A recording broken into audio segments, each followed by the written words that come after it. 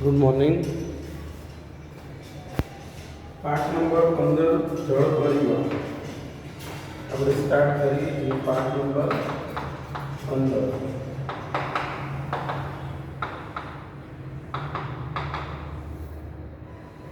બરાબર છે. જળ પરિવહન.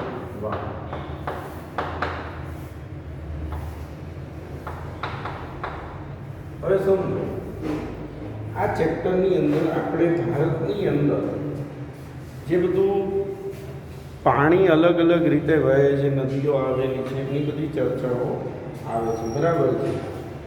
તો સામાન્ય રીતે આ જે જળ પરિવહન શબ્દ છે,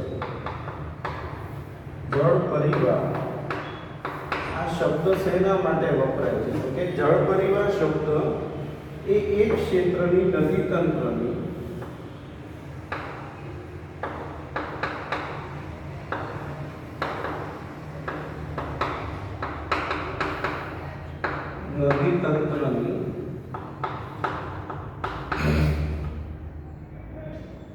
વ્યવસ્થિત પ્રણાલી માટે વપરાય છે.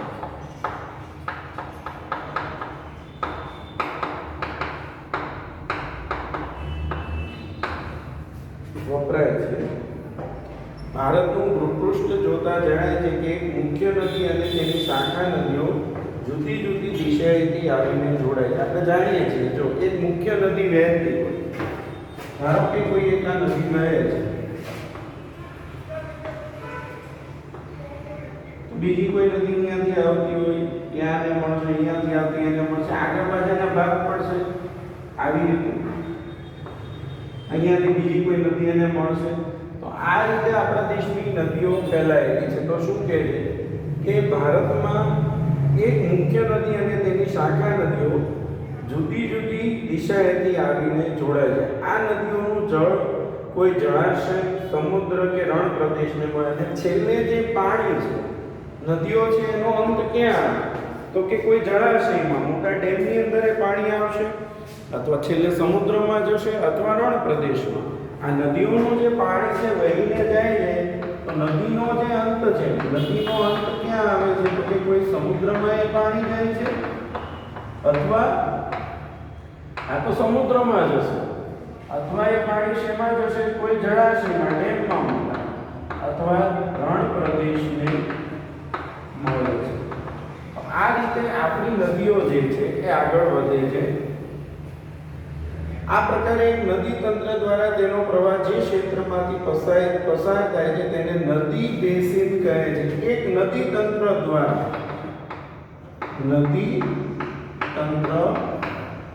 દ્વારા તેનો પ્રવાહ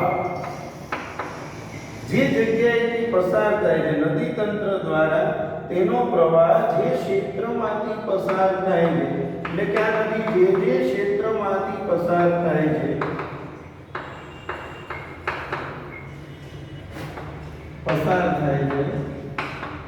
તેને નદી બેસિન કહે છે.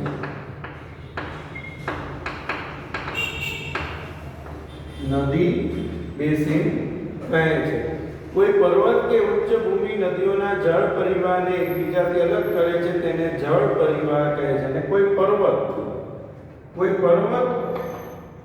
કે ઉચ્ચ ભૂમિ, કોઈ પર્વત કે ઉચ્ચ ભૂમિ, બરાબર છે, નદીઓના જળ પરિવહનને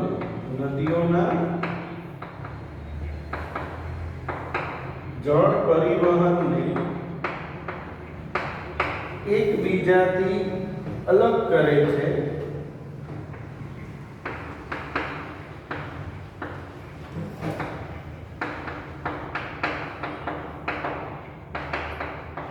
તેને જળ વિભાજક કહે છે.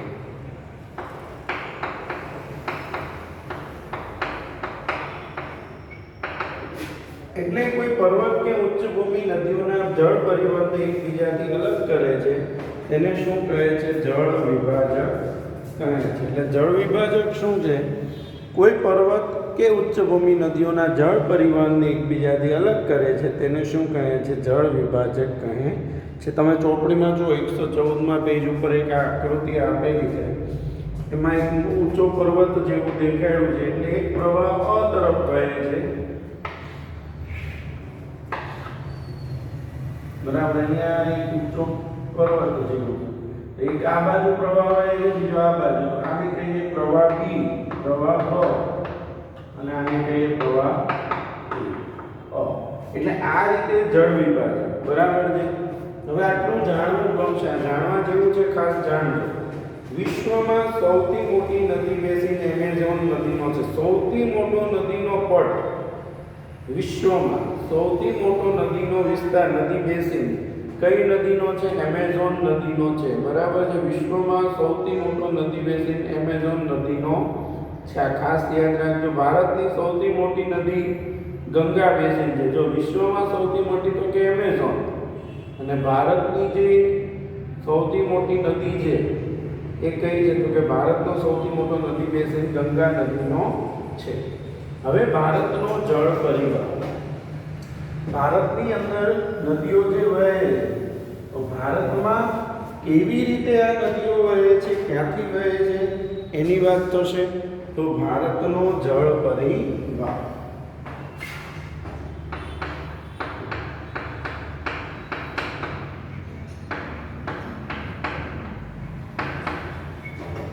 તો ભારતનો જળ પરિવાર સમજવો। ભારતના જળ પરિવારની રચના ભૌગોલિક રચનાને આધારે કરવામાં આવે છે। તેના આધારે ભારતની નદીઓને બે વિભાગમાં વહેંચવામાં આવે છે। જળ પરિવારને આધારે ભારતની નદીઓ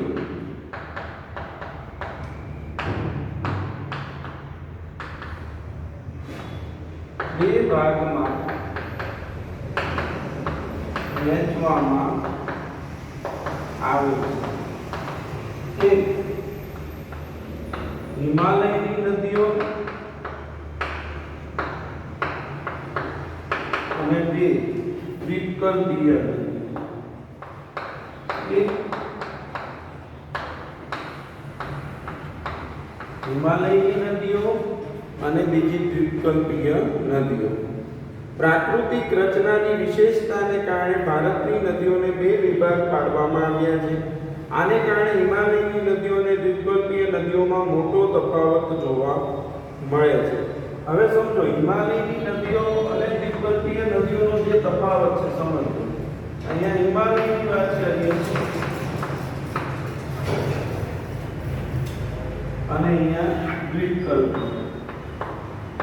હવે હિમાલયની જે નદીઓ છે, હિમાલય પર્વતમાંથી નીકળે, એટલે શિયાળામાં અને ઉનાળાના સમયમાં જે બરફ પીગળશે એટલે પાણી રહેશે, અને ચોમાસામાં વરસાદને લીધે એટલે આ જે નદીઓ છે હિમાલયની, એ 12 માસ પાણીથી ભરપૂર રહેવા, કારણ કે એમાં ચોમાસામાં વરસાદ પડે એના લીધે, અને શિયાળા ઉનાળામાં જે બરફ છે એ પીગળતો જાય ધીમે ધીમે, એના લીધે એમાં પાણી રહે છે, એટલે 12 મહિના પાણીથી ભરપૂર રહે છે। એટલે જો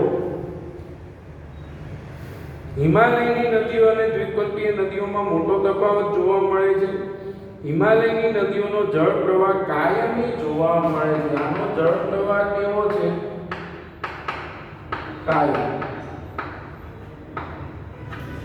કાયમી જોવા મળે છે। તેમાં 12 માસ જળ પ્રવાહ રહે છે, 12 માસ પાણી એમાં વહેતું જોવા મળે છે, બરાબર। 12 માસ જળ પ્રવાહ જોવા મળે છે, કેમ કે ચોમાસામાં વરસાદને કારણે અને ઉનાળામાં શિખરોના બરફ પીગળવાથી ચોમાસામાં વરસાદને કારણે અને ઉનાળામાં શિખરોનો બરફ પીગળતા તળેટીના જળ જથ્થામાં વધારો થતા નદીઓના પ્રવાહમાં વધારો થાય છે। હિમાલયની મુખ્ય બે નદીઓ સિંધુ અને બ્રહ્મપુત્ર। હિમાલયની મુખ્ય કેટલી નદીઓ છે? બે, એક સિંધુ અને બીજી બ્રહ્મપુત્ર। સિંધુ અને બ્રહ્મપુત્ર પર્વતમાળાના ઉત્તરના ભાગમાંથી નીકળે છે। આ નદીઓને પર્વતોને કાપીને કોતરોનું નિર્માણ કર્યું છે। હિમાલયની નદીઓ તેના ઉદ્ભવ સ્થાનેથી નીકળીને સમુદ્રને મળતા સુધી લાંબો રસ્તો પસાર કરે છે। હિમાલયની નદીઓ જે નીકળે ત્યાંથી સમુદ્રને મળે, પહેલા એક લાંબા માર્ગમાંથી એ પસાર થાય છે, એક લાંબો રસ્તો પસાર કરે છે, બરાબર છે. એટલે આપણે જે વાત કરી હિમાલયની નદીઓની, હવે જો એક બહુ સુંદર મજાનું નદી પ્રણાલીઓનું સમજૂતી છે. નદીની વિભિન્ન અવસ્થા, જો કોને શું કહેવાય સમજો. પહેલા ઉપર તમે જો હિમાલય બતાવ્યો છે, આ નદીનો સ્ત્રોત, ઉપરવાસ, નદીનો જે ભાગ છે ને આ ઉપરવાસ એટલે જે વરસાદ પડે, પછી આ મધ્યસ્થ ભાગ વહીને આગળ વધે, પછી વિસર્પણ સર્પાકાર, કારણ કે આપણા દેશની જે નદીઓ છે ઉપરથી ત્યાંથી નીકળે ને પછી આવી રીતે આગળ વધે છે એટલે વિસર્પણ, પછી હેઠવાસ, પછી નળાકાર સરોવરો આપેલા છે અને છેલ્લે ડેલ્ટા, બરાબર છે, જે આપણે આગળના ચેપ્ટરમાં બધું સમજેલા છે. હવે મુખ્ય પ્રવાહ વૃક્ષાકાર રૂપરચના આપી છે. જો અંદર તમે આ ચાર પ્રકારની નદી પ્રણાલીઓ પણ આપી છે. વૃક્ષાકાર, જાળીયાકાર, આયાતકાર અને કેન્દ્ર ત્યાગી રૂપરચના. આવી રીતે નદીઓ છે એ વહેતી જોવા મળે છે. હવે એટલું તમે સમજો, નદી પ્રવાહ પરિવાહની ત્રણ અવસ્થા, એક ઉપરવાસ, બીજું મધ્યસ્થ ભાગ અને ત્રીજો હેઠવાસ, બરાબર છે. યાદ રાખજો, નદી પ્રણાલી જે છે, નદી પરિવાહ છે, એની ત્રણ અવસ્થા. તો નદી પરિવાહની ત્રણ અવસ્થા આપણે સમજવાની છે.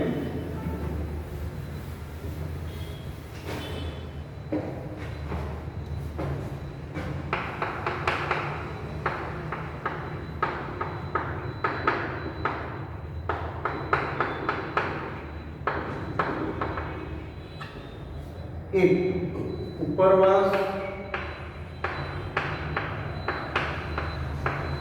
બે મધ્યસ્થ ભાગ અને ત્રણ હેઠવાસ. તો પહેલા ઉપરવાસ. નદી જ્યારે પર્વતીય ક્ષેત્રોમાંથી નીકળે છે ત્યારે ત્યાં તીવ્ર ઘસારણ કરે. તીવ્ર એટલે ખૂબ જ ઝડપથી વહે છે. નદી જ્યારે પર્વતીય ક્ષેત્રોમાંથી નીકળે છે ત્યારે ત્યાં તીવ્ર ઘસારણ કરે છે. જો ઉપરથી અહીંયાથી નીકળે ત્યારે તીવ્ર ઘસારણ કરે છે. એટલે નદી જ્યારે ઉપરથી પર્વતીય ક્ષેત્રોમાંથી નીકળે છે ત્યારે તીવ્ર ઘસારણ કરે, અહીંથી પોતાની સાથે પુષ્કળ પ્રમાણમાં રેતી અને કાપ વાળી છે. હવે સમજો, જ્યારે નદી પર્વતીય ક્ષેત્રમાંથી નીકળે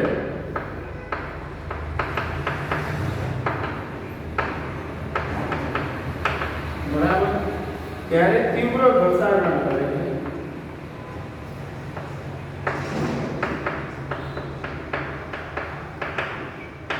અને આ તીવ્ર ઘસારણને કારણે પોતાની સાથે પુષ્કળ પ્રમાણમાં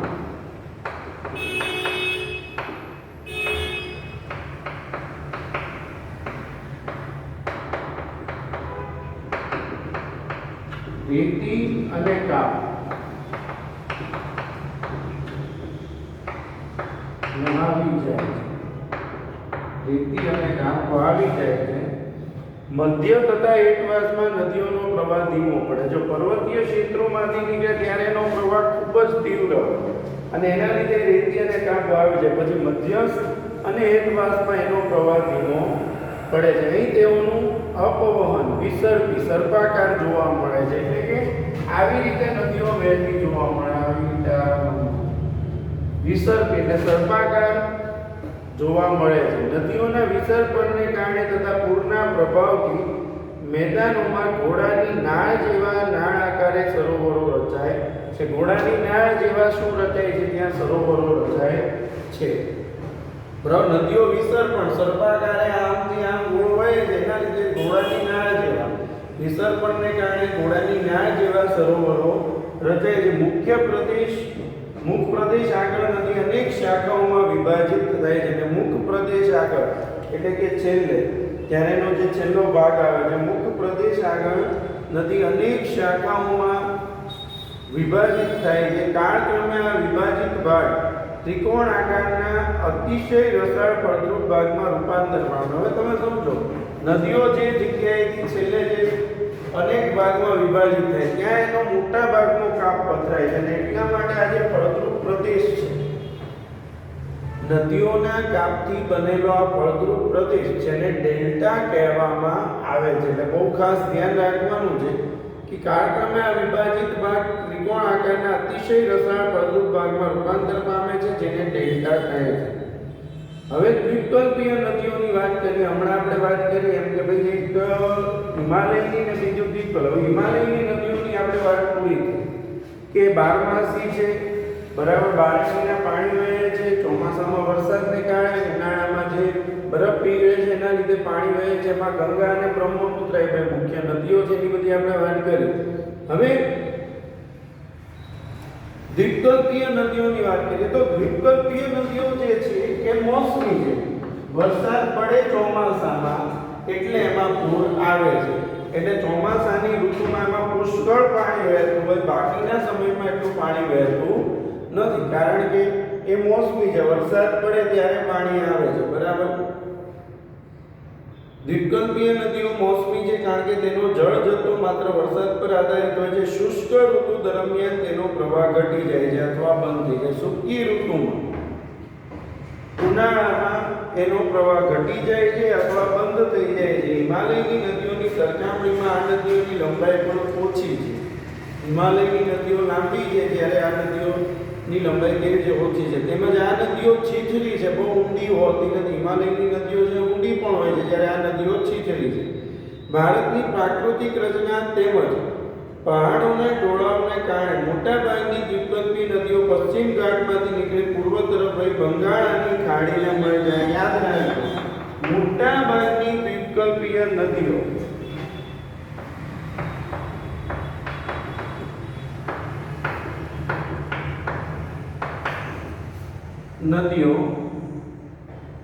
બરાબર છે.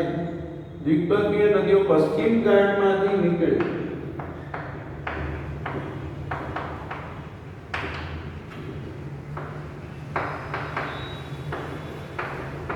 પૂર્વ તરફ વહી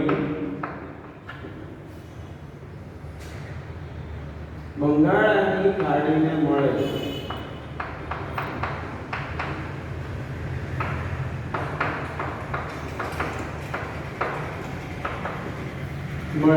દ્વીપકલ્પીય નદીઓ મોટા ભાગે માટે પશ્ચિમ ઘાટ એ મુખ્ય જળ વિભાજક બને છે. તો દ્વીપકલ્પીય નદીઓને વિભાજિત કરવાનું કામ તો કોણ કરે છે? પશ્ચિમ ઘાટ એ મુખ્ય એમાં જળ વિભાજક બને છે, બરાબર છે.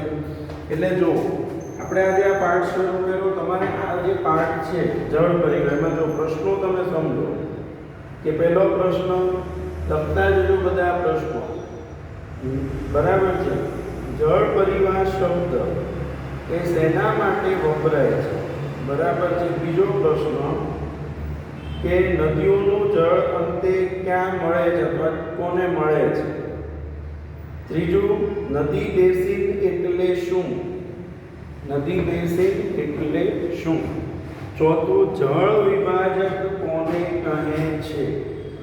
જળ વિભાજક કોને કહે છે? પછી ભારતની જે નદીઓ છે એને જળ વિભાજનના આધારે કેટલા ભાગમાં વહેંચવામાં આવે છે? પછી તફાવત લખો. કયો તફાવત? હિમાલયની નદીઓ અને દ્વીપકલ્પીય નદીઓનો તફાવત. પછી કઈ નદીઓ છે એનો પ્રવાહ કાયમી જોવા મળે છે? તો કે હિમાલયની નદીઓ, બરાબર છે. પછી જો પ્રશ્ન છે કે હિમાલયની મુખ્ય બે નદીઓ કઈ છે? તો સિંધુ અને બ્રહ્મપુત્ર એ બે મુખ્ય નદીઓ છે.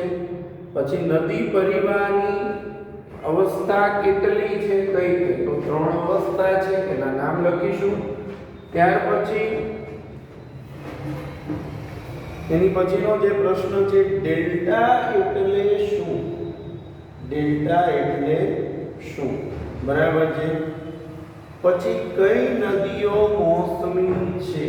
કઈ નદીઓ મોસમી છે? બરાબર છે. પછીનો પ્રશ્ન, દ્વીપકલ્પીય નદીઓનો મુખ્ય જળ વિભાજક કયો છે? તો પશ્ચિમ ઘાટ. આ યાદ રાખવાનું છે. એટલે આ બધા પ્રશ્નો છે, તમારે ખાસ તૈયાર કરવાના છે, લખીને તૈયાર કરવાના છે. આવતા લેક્ચરમાં આપણે હિમાલયની જે બધી નદીઓ છે એમાં ગંગા નદી પ્રણાલી, સિંધુ નદી પ્રણાલી, બ્રહ્મપુત્ર નદી પ્રણાલી, આ 3 નદી પ્રણાલી આપણે સમજીશું.